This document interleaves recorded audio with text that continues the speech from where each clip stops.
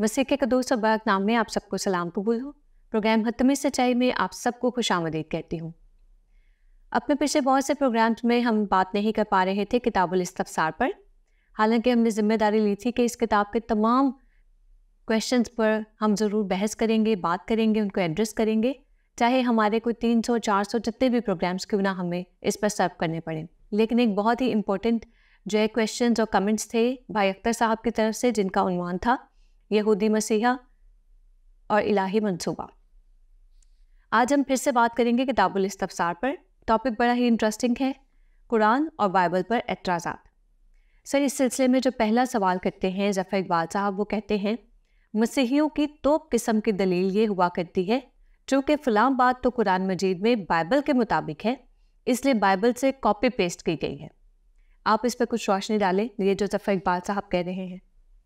शुक्रिया। पहली बात है कि ये जो इतराज़ उठाया या सवाल बना के उन्होंने पेश किया, ये तराशीदा सवाल है, फ़र्ज़ी इतराज़ है, और ये अदब के अंदर इसकी कोई हैसियत नहीं है। आप अगर इतराज़ पेश कर रहे हैं, जी मसीही कहते हैं, तो आपको नाम लेना चाहिए कि फ़लाँ स्कॉलर ने ये कहा, फ़लाँ किताब सफ़ा नंबर फ़लाँ पे ये बात कही। आपने तो ऐसे ही हवा में बात छोड़ दी है। बहरहाल बिला हवाला आपने बात की है, तो भी ये जो कॉपी पेस्ट वाली आप बात कर रहे हैं, किसी ज़िम्मेदार शख्स ने, किसी ज़िम्मेदार क्रिश्चियन स्कॉलर ने तो ये इल्ज़ाम नहीं लगाया कि आपने कॉपी पेस्ट की है, बल्कि जो बात है मैं वो बताता हूँ कि जो स्कॉलर है वो क्या कहते हैं। एक क्रिश्चियन स्कॉलर टिस्डल है, उसने एक किताब लिखी है सोर्सेज ऑफ कुरान या ओरिजिनल सोर्सेज ऑफ कुरान, ठीक है। उसमें उसने बहुत सारी बातें बताई हैं। तो उसमें जो उसने कॉपी पेस्ट की बात की है, वो ये नहीं कहता कि बाइबल से की है। उसने कुछ चीज़ें बयान की हैं और एपोक्रिफल बुक्स के उसने हवाले दिए, वहाँ से चीज़ें। ठीक, तो एपोक्रिफल बुक्स के बारे में भी अब आप कहेंगे कि भाई ये कहाँ से आ गई।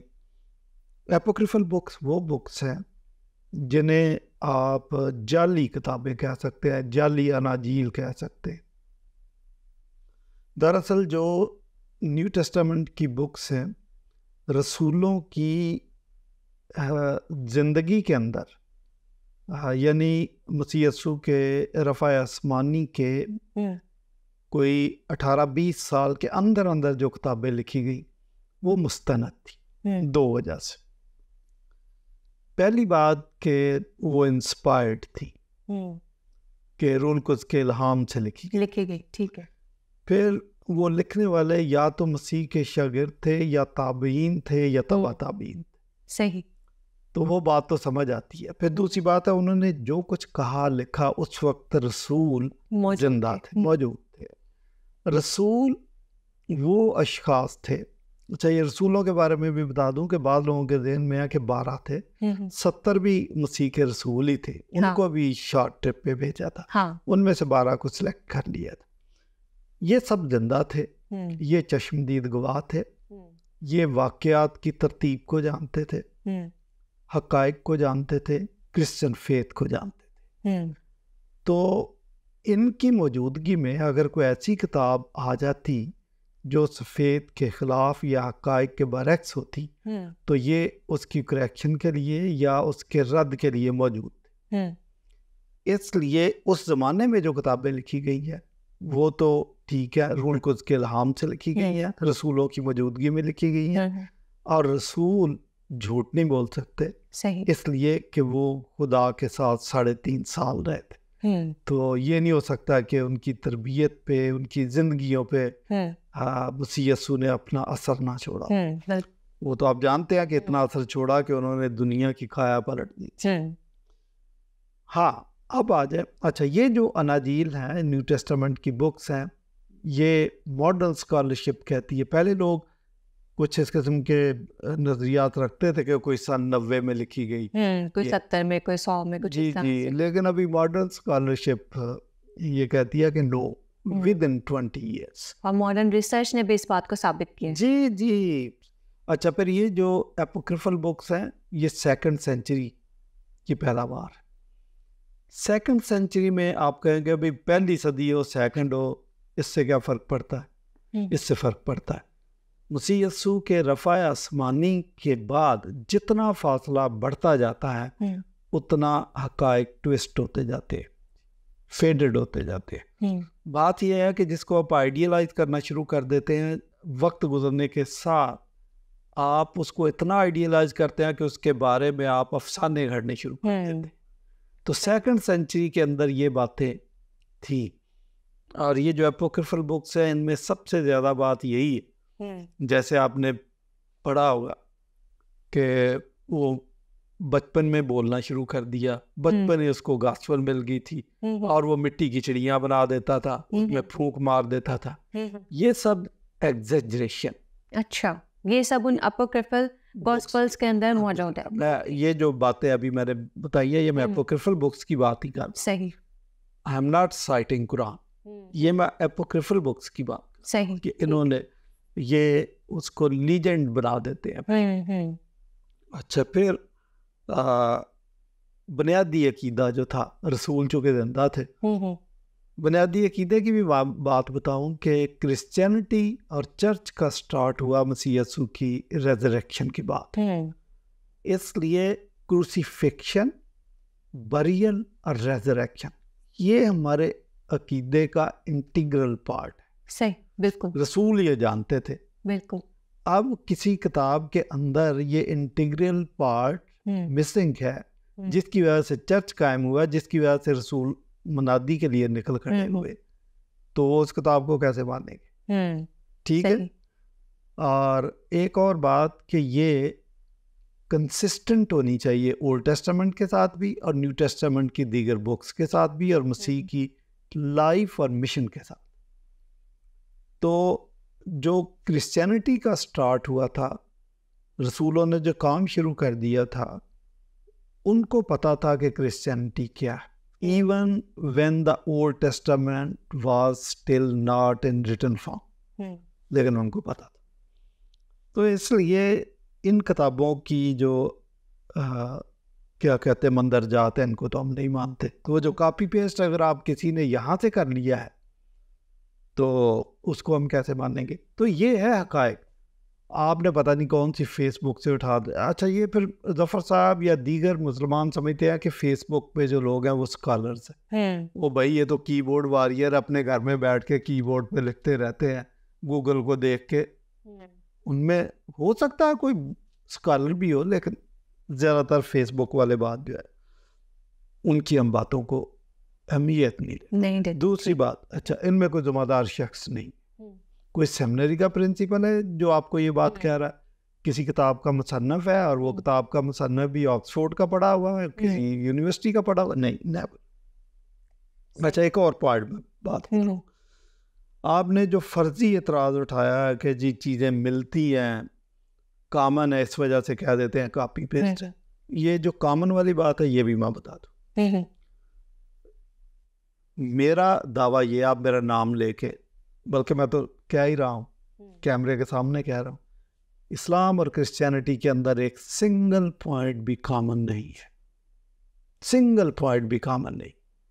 अब मैंने देखा है बड़े बड़े स्कॉलर भी, बाद का हम क्रिश्चियंस भी ये राग अलाप देते हैं, जी जी, सब एक ही है, सब एक जैसे हैं, एक जैसे हैं। अच्छा, बल्कि मुझे यूनिवर्सिटी ऑफ कराची में PhD के लिए मैं गया तो उन्होंने मुझे ऑफ़र किया कि आप इस्लाम और क्रिश्चियनिटी में जो कॉमन चीज़ें इन पर थीसिस लिखे। मैंने कहा जी मैं तो इस नज़रिए को नहीं मानता, तो इस पर मैं लिखूंगा कैसे? अच्छा, वो बड़े हैरान हुए इस बात पर। तो जो लोग ये दावा करते हैं या समझते हैं कि कुछ चीज़ें कॉमन हैं, उनके जहन में क्या, वो कहते क्या, वो कहते देखें जी इधर भी हज़रत इब्राहीम का नाम है, इधर भी हज़रत इब्राहीम का नाम है, इधर भी इस्माइल का नाम है, इधर भी इस्माइल हज़रत मूसा का नाम है, इधर भी मूसा का नाम है, इधर भी हज़रत यूसुफ की कहानी है, इधर भी हज़रत यूसुफ की कहानी है, इधर भी बीबी मरियम का नाम है, इधर भी बीबी मरियम का नाम है, इधर भी हज़रत ईसा का नाम है, इधर भी हज़रत ईसा का नाम है, इधर भी हज़रत यहिया का नाम है, इधर भी हज़रत यहिया का नाम है। ये चीज़ें बता के वो कहते हैं कि चीज़ें सेम है। अब मैं इसकी भी हकीकत बता दूँ, ये भी लोगों की फैलेसी है, और 90%, 99.9% लोग पढ़े लिखे भी फैलेसीज का इजीली शिकार हो जाते, मगालते में पड़ जाते। 5,000 का नोट एक होता ना, मैं आपको एक ओरिजिनल नोट दे देता हूँ और एक जाली नोट दे देता हूँ, आपको नहीं पता चलेगा। आपको कलर भी सेम लगेगा, उसके ऊपर भी 5000 लिखा होगा, उसके ऊपर भी 5000 लिखा हुआ, कलर हर चीज सेम होगा। आप उसको ऐसे करके देखेंगे फिर भी वो सेम है। अच्छा, फिर आप उसको रोशनी में करके देखेंगे, कायदे आज़म की तस्वीर एक तो सामने है, एक पस मंजर में, वो भी दोनों में सेम नजर आ रही है। अच्छा, मजे की बात है कि वो जाली नोट बनाने वाले इतने कारीगर है कि वो जो तार बीच में डाली होती है ना, वो भी डाल देते हैं। आप तो फंस जाते हैं, आप तो कहेंगे ये सेम नोट है। मैं एक दफा बैंक में चला गया, एक कार की पेमेंट हुई मुझे 3.5 लाख रुपया, तो मैं जमा कराने चला गया। उसने नोट गिन के रख लिए, एक वापस कर दिया। उसने कहा ये जाली। मैंने कहा आर यू श्योर कि ये जाली है? उसने कहा जी जाली है। मैंने कहा मुझे लिख के दे दो, तो मैं जैसे पेमेंट ले गया, मैं उस पर FIR कटाऊंगा। उसने कहा लिख के नहीं मैं दे सकता। मैंने कहा क्यों? उसने कहा कि मैं श्योर नहीं हूँ। तो आप ये देखें कि जो बैंक का एक्सपर्ट बंदा वो भी कहता है कि मैं श्योर नहीं हूँ कि असल कौन सा नकल कौन सा। तो ये इसी तरह 5000 का असल और जाली नोट, लोगों को चीज़ें सेम नज़र आती हैं। अच्छा, उनमें जो डिफरेंस होता है वो कितना होता है? 99.9 वो सिमिलर होते हैं। 0.001% डिफरेंस होता है, जिसको बहुत एक्सपर्ट आदमी पकड़ सकता है कि हाँ ये असल नहीं है। तो हमें जो ये कहानी सुनाते हैं जिस सिमिलैरिटीज़ हैं, वो यही बात है। मेरा दावा ये है कि ये बेशक हज़रत इब्राहीम का नाम दोनों जगह पर है, मुख्तलिफ नाम है, मुख्तलिफ कहानियाँ हैं, लेकिन ये असल नोट और जाली नोट वाली जो मिसाल है, इस पर परफेक्ट सादक आती है। बहुत फ़र्क है। सही। आगे वो ये भी कहते हैं कि मसीही लोग बैक वक्त 2 मुतज़ाद एतराज़ करते हैं। पहला तो ये कि कुरान मजीद जो है कॉपी पेस्ट है, दूसरा कुरान मजीद खिलाफ बाइबल है।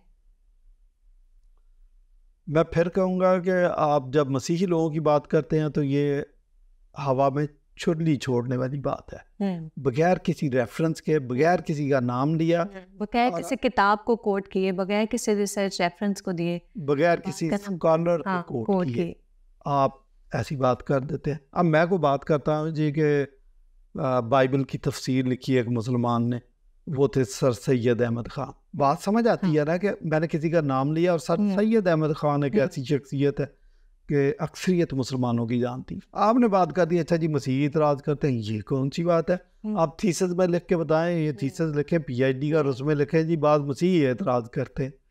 थीसिस तो क्या, एक रिसर्च का जो मुकाला होता है वो तक एक्सेप्ट नहीं किया जा सकता है, जो मतलब फ्यू पेजेस का होता है जी, उस तक को एक्सेप्ट नहीं कर सकते जब तक आप रेफरेंस नहीं। क्योंकि हम जब भी किसी जर्नल में पेपर देते हैं, वह एतराज़ के साथ वापस आ जाता है, फलां बात आपने कही है, इसका आपने रेफरेंस नहीं दिया, और रेफरेंस भी मुस्तनद मुकाले के पर्चे का ही होना चाहिए।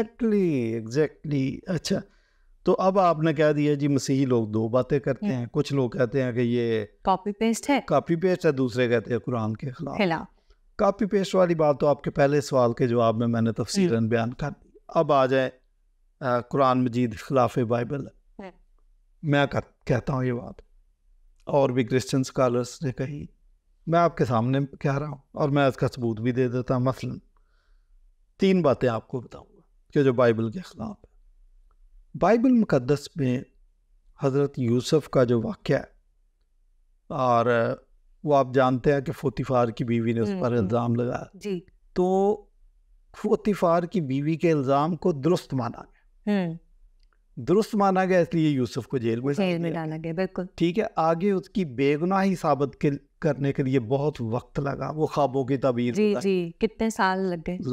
ठीक है ना, बात समझ में आ गई। अब यही वाक़या कुरान मजीद में, कुरान मजीद में यह है कि जब हज़रत यूसुफ पर इल्ज़ाम लगाया गया, जुलेखा ने इल्ज़ाम लगाया गया, तो जुलेखा के जो हस्बैंड थे वो बड़े मुअस्सर आदमी थे। उन्होंने कहा मैं चेक करूँगा, अगर तो इसकी शर्ट आगे से फटी हुई तो इसका मतलब यूसुफ सही कह रहा है, और अगर यूसुफ की शर्ट पीछे से फटी हुई तो इसका मतलब वाकई यूसुफ जान छुड़ा के भाग रहा था, आपने पीछे से पकड़ा।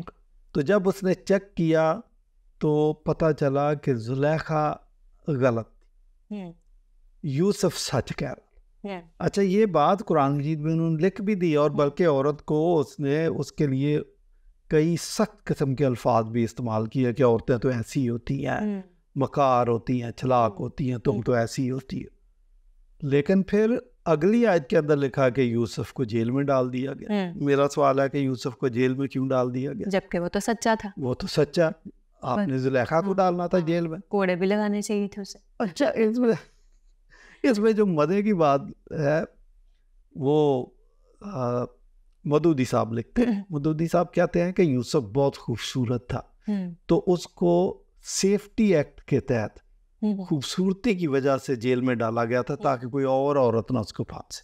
अच्छा। मैंने कहा फिर अंग्रेजों को तो सब जो नौजवान है इनको जेल में होना चाहिए, वो तो खूबसूरत बड़े होते हैं। हाँ। सबको जेल में, जेल में हीरोज को, जितने भी हीरोज जेल में डाल देना चाहिए कि भाई कोई लड़की इनको देख ना सके। कोई बात हमारी समझ में नहीं आती। फिर जब ऐसी बातें होती हैं तो फिर तो मैं कह देता हूँ काश कोई मुझको समझाता, मेरी समझ में कुछ नहीं आता। तो भाई एक तो ये बात, ये वाकया बाइबल के खिलाफ, इसका कॉन्टेक्स्ट बाइबल की बाइबल के मंदरजात के बिल्कुल खिलाफ। कद्दू की बेल, यूना नबी का वाकया, उसमें कद्दू की बेल होगी, उसका एक कॉन्टेक्स्ट है। कॉन्टेक्स्ट ये है कि यूना नबी ये कह रहा था कि अब मैंने मुनादी कर दिया कि खुदा 40 दिन के बाद इस शहर को तबाह करेगा, तो उसकी दिलचस्पी इस बात में नहीं थी कि अगर तौबा कर दे तो फिर खुदा अपने कहर से रुक जाए। उसकी कत्तन इस बात में दिलचस्पी नहीं थी। उसकी दिलचस्पी थी कि मैंने कहा तो अब 40 दिन के बाद आसमान से आग और गंधक बरसनी चाहिए। बिल्कुल। खुदा ने उसको ये समझाने के लिए एक ऑडियो वीडियो का इंतजाम किया। कद्दू की बेल उगाई, तो सहरा के अंदर गर्मी के मौसम में बैठा था, बहुत शिद्दत होती गर्मी की, लेकिन जब कद्दू की बेल उगी है तो एसी लग जाता है, ठंडी, बड़ी ठंडक, आराम आ जाता है। अगले दिन एक कीड़े ने उसकी जड़ को काट दिया और वो सारी की सारी बेल खुश्क हो गई। अब यूना नाराज है, असल मिशन को भूल गया कि मैं किस काम के लिए घर से निकला था। मैंने खुदा की हुक्मदूली की, खुदा मुझे वापस मछली के जरिए लाया, मैंने मनादी भी कर दी है, वो सब कुछ भूल गया। अब कहता कि कद्दू की बेल को जल गई। खुदा ने उससे पूछा कि क्यों नाराज है, कद्दू की बेल की वजह से नाराज है? उसने कहा जी मैं ऐसा वैसा नाराज, मैं तो चाहता हूँ कि मैं जिंदा ही नहीं रहना चाहता, मेरा दिल चाहता मैं मर जाऊं। जब कद्दू की बेल नहीं तो अब मेरे जिंदा रहने का क्या फायदा? वो खुदा ने कहा कि भाई आपने तो ना उसका बीज बोया, ना उसकी गोडी की, ना उसको पानी दिया, आपको उसका बड़ा दर्द है? उसने कहा बड़ा दर्द है मुझे। तो खुदा ने कहा इसी तरीके से अगर तुझे कद्दू की बेल से इतनी हमदर्दी है जिसे तूने बोया नहीं, जिसकी तूने आबियारी नहीं की, तो जिस शहर के लिए तू अब सोच रहा कि उस पर गंदे की बरसनी चाहिए, उसमें 1,20,000 मासूम लोग रहते हैं, बच्चे भी हैं, जानवर भी हैं, ऐसे मासूम लोग भी हैं जो दाएं और बाएं में तमीज़ नहीं कर सकते।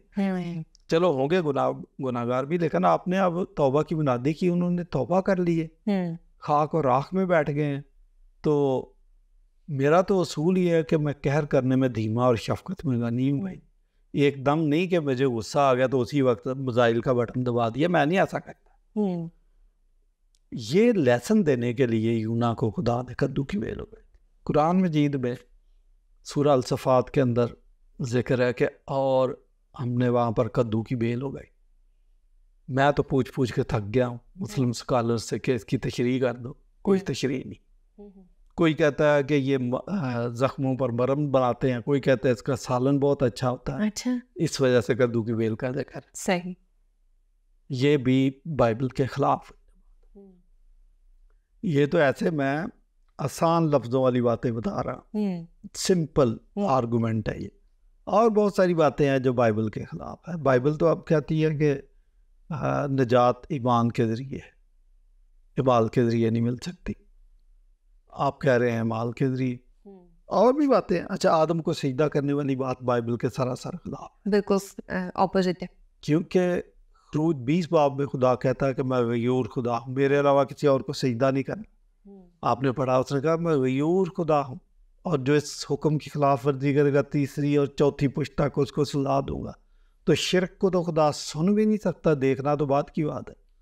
आपने कह दिया जी खुदा खुद हुक्म दे रहा, फरिश्तों को हुक्म दे रहा कि आप आदम को सजदा करो। तो ये वाली बात के फरिश्तों को हुक्म दिया कि आप आदम को सजदा करो, ये बाइबल के मंदरजात के एग्जैक्टली खिलाफ है। तो फिर हम तो बरमला कहते हैं कि इस्लाम और क्रिश्चियनिटी एक दूसरे के अपोजिट रिलीजन है। ये इसमें कॉमन बातें तलाश करना मैं नहीं समझता कि ये जायज़ बात है। सही। अच्छा, आगे वो कहते हैं अहद जदीद खिलाफ तौरात है। मसलन इब्रानियों पहले बाब की 6 आयत, जब पहलौठे को दुनिया में दाखिल करता है तो कहता है तमाम फरिश्ते इसे सजदा करें। ये हवाला तौरात से गायब है। नहीं, बिल्कुल गायब है, लेकिन मैं कहता हूँ कि बड़ा दिलचस्प एतराज़ उन्होंने उठा दिया। अब ये बात तो रेत में कह रहे गायब है, मैं तो रेत से निकाल के इनको दिखा दूंगा, लेकिन यही बात अभी जो हम आपके पिछले सवाल के जवाब में कह रहे थे कि आदम को कहा गया, अब फरिश्तों को कहा गया कि आदम को सजदा करो, ये कुरान मजीद में वाक़या आ गया। तो ये सजदे वाली बात वहाँ कहाँ से आ गई, आपने कहाँ से ले ली? अच्छा, तो वो तो यही वाला है कि जब पहलौठे को दुनिया में लाता है तो कहता है कि तमाम फरिश्ते सजदा करें, यही बात।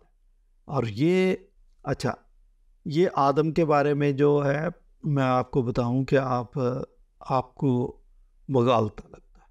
बाइबल 2 आदम का जिक्र करती है, आदम अव्वल, आदम सानी, और बाइबल इनके दरमियान कंपैरिजन भी करती है कि आदम अव्वल के वसीले से गुनाह और मौत इस दुनिया में मुतारफ हुई है। आदम सानी मसीह को कहा कि उसने गुनाह का इलाज किया, उसने निजात का बंदोबस्त किया।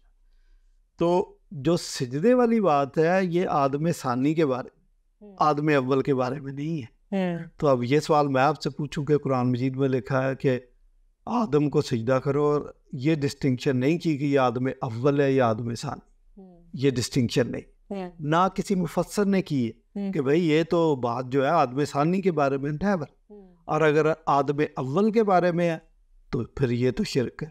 हाँ, बिल्कुल। क्योंकि आदम सानी को हम तो बरमला कहते हैं कि ही इज़ गॉड, और वो खुद भी कहता है कि तुम मुझे उस्ताद और खुदावंद कहते हो और खूब कहते हो क्योंकि मैं हूँ। लेकिन आदम अव्वल के बारे में आपने वही बात कह दी। तो भाई बजाय इसके कि आप हमसे पूछें, हम आपसे पूछते हैं। हाँ, आपका सवाल है कि ओल्ड टेस्टामेंट में कहीं नहीं है।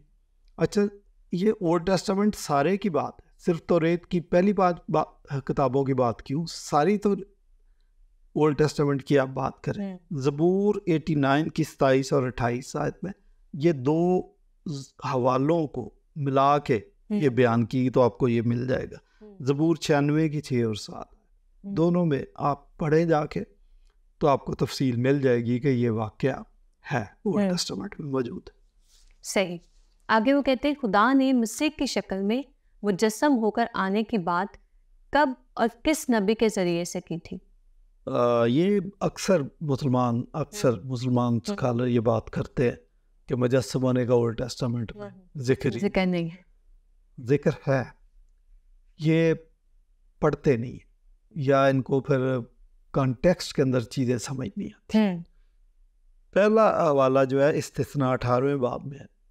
वहाँ पर बनी इस्राइल को खुदा ने कहा कि जब तू मुल्क कनान में पहुँच जाए। पहली बात तो ये है कि ये जो हवाला जो नबी के आने का वाक़या है, जब तुम मुल्क कनान में पहुँचे, इसका कॉन्टेक्स्ट ही कि ये वहाँ पर वकूफ़ पज़ीर होगा, इसका मतलब ये बनी इस्राइल के बारे में। अच्छा, दूसरी बात लिखा है कि मैं अब तेरी मानद, मूसा कहा, या इंसान की मानद एक नबी बर्पा करूँगा। आगे बड़ी दिलचस्प बात है, लिखा है कि ये तेरी उस दरख्वास्त के मुताबिक होगा जो मजमा के दिन कुए हुरब पर की गई।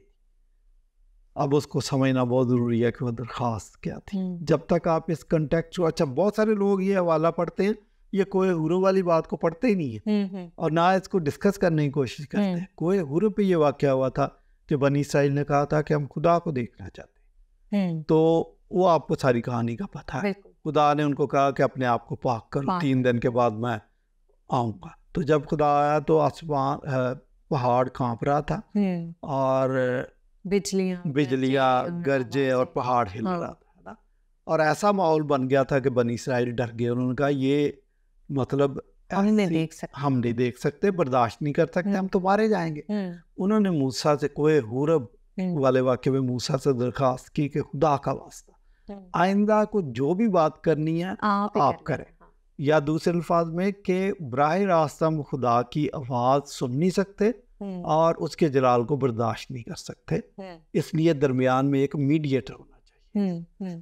अब खुदा ने तो इस बात का मुसम्मम इरादा कर लिया था कि मैंने आना ही है, लेकिन उसको ये पता था कि बराह रास्त ये मुझे देख नहीं सकते, और उसने मूसा को कहा भी कि आप नहीं बर्दाश्त कर सकोगे, तो अब मैं तेरी मानद एक नबी बर्पा करूँगा।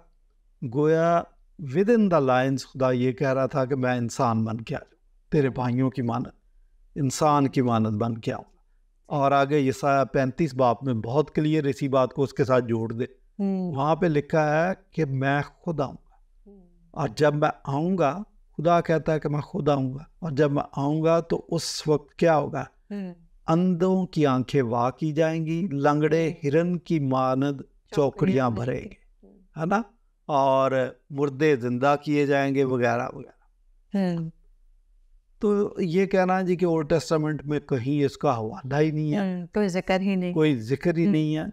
ये चेरी पिकिंग करते हैं, ये एक फैलसी है कि अपनी मर्जी के हवाले पिक कर लेना। लेकिन बाइबल को, बल्कि किसी भी चीज़ को पढ़ने का तरीका ये है कि आप कंप्लीट पढ़ें और तरतीब से पढ़ें, शुरू से आखिर तक पढ़ें और उसके कंटेक्स्ट के अंदर पढ़ें, तो फिर आपको चीज़ें समझ आती। बहुत शुक्रिया प्रोफेसर जनाब शफीक कमल साहब। आज भी बड़े खूबसूरत अंदाज में हमने बड़ी इंटरेस्टिंग टॉपिक पे बात की, कुरान और बाइबल पर एतराज़ात, और ये तमाम जो सवालात थे ये लिए गए थे किताबुल इस्तफ्सार से।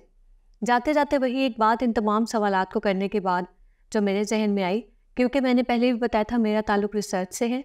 रिसर्च में हम जब भी कोई बात कहते हैं, हमने दौरान प्रोग्राम भी इस बात को डिस्कस किया कि उसका हवाला, उसका रेफरेंस देना बहुत ज़्यादा लाजमी है।